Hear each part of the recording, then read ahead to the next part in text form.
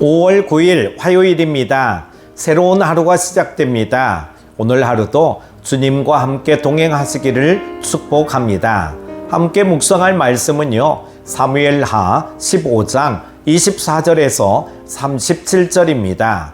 보라, 사독과 그와 함께한 모든 레위 사람도 하나님의 언약궤를 메우다가 하나님의 궤를 내려놓고 아비아달도 올라와서 모든 백성이 성에서 나오기를 기다리도다. 왕이 사독에게 이르되, 보라, 하나님의 궤를 성읍으로 도로 메어가라. 만일 내가 여호와 앞에서 은혜를 입으면 도로 나를 인도하사 내게 그 궤와 그 계신 데를 보이시리라. 그러나 그가 이와 같이 말씀하시기를 내가 너를 기뻐하지 아니한다 하시면 종이 여기 있사오니 선이 여기시는 대로 내게 행하시옵소서 하리라.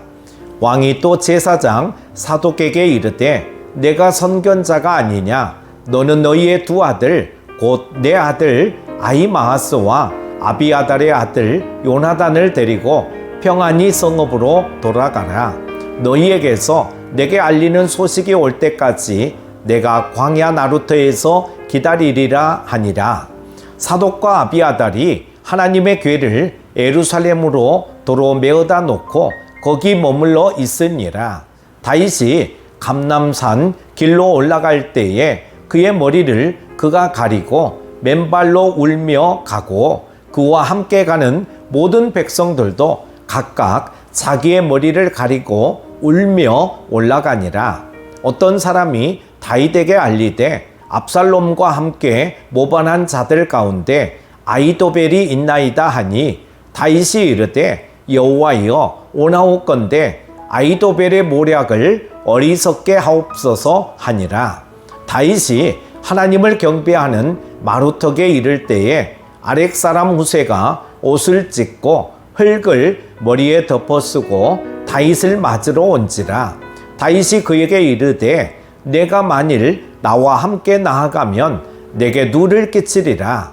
그러나 내가 만일 성읍으로 돌아가서 압살롬에게 말하기를, 왕이여, 내가 왕의 종이니이다. 전에는 내가 왕의 아버지의 종이었더니 이제는 내가 왕의 종이니이다 하면 내가 나를 위하여 아히도벨의 모략을 패하게 하리라. 사독과 아비아달 두 제사장이 너와 함께 거기 있지 아니하냐?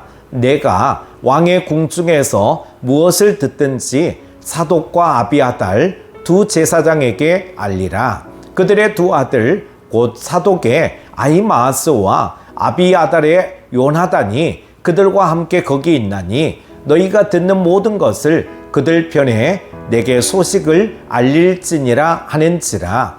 다윗의 친구 후세가 곧 성읍으로 들어가고 압살롬도 예루살렘으로 들어갔더라. 아멘.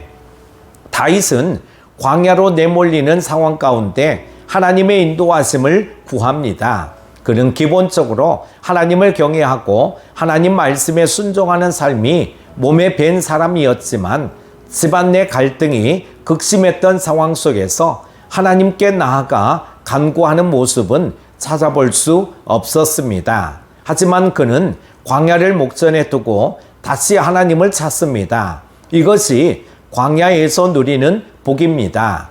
24절에서 28절은 하나님께 완전히 맡기고 있는 다윗을 볼 수 있습니다.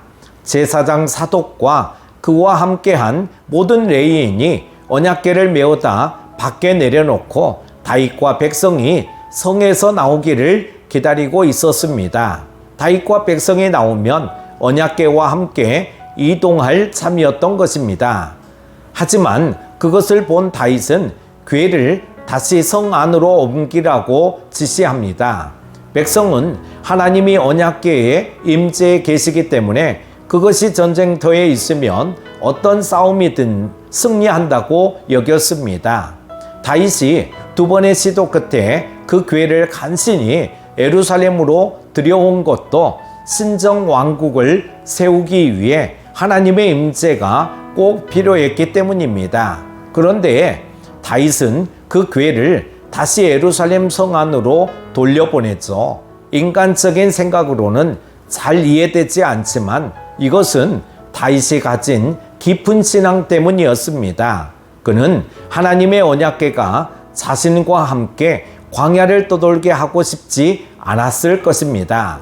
다윗은 하나님이 은혜를 내리신다면 자신은 언제든 다시 언약궤가 있는 예루살렘으로 돌아올 것이라고 확신했기 때문입니다. 29절에서 31절은 도피하며 도움을 간구하는 다윗을 보게 됩니다. 사독과 아비아달은 다시 예루살렘으로 돌아가 그곳의 동태를 살피는 임무를 부여받습니다. 그리고 다윗은 머리를 가리고 맨발로 울면서 피난길을 갔습니다. 머리를 가리는 것은 수치심을 나타냅니다. 반역을 일으킨 아들을 피해 도망가는 자신의 신세가 하나님과 사람 앞에 너무나도 수치스러웠던 것입니다.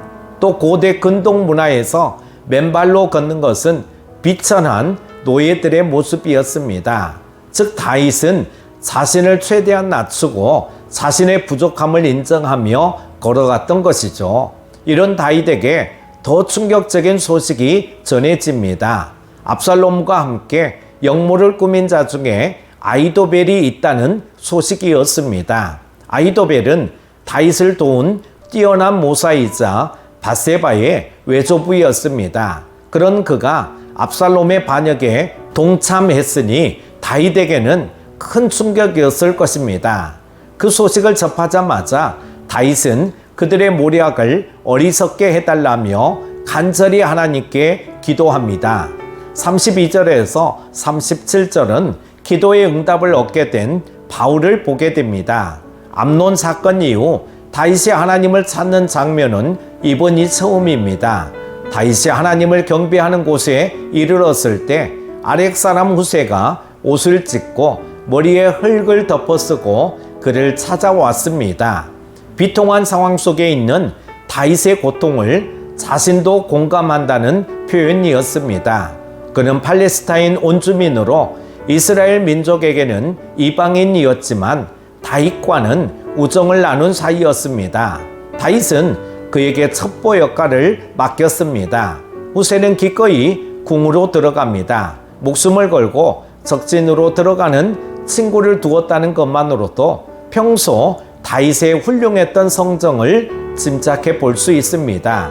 또 때에 따라 돕는 손길을 보내주시는 하나님의 신실하심 역시 발견할 수 있습니다. 사랑하는 큐티 가족 여러분, 현재 다윗은 매우 비참하고 절망적인 상황에 처해 있습니다. 그가 겪은 이 모든 상황은 그가 저지른 범죄에 대한 징계로 이루어진 일이었습니다.